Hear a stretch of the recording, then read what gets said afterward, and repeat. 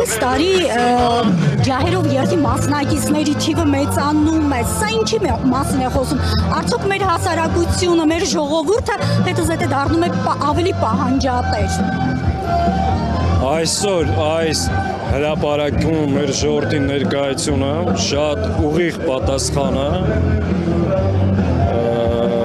եւ մեր թշնամիներին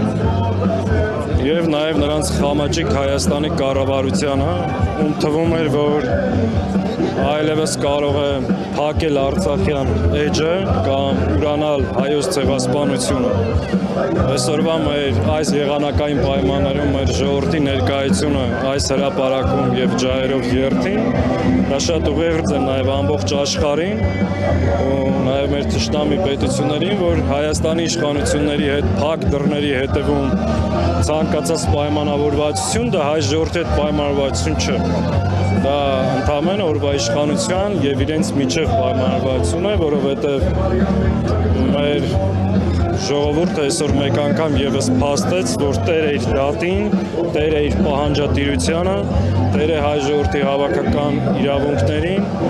եւ այսօրվա ջահերով երթը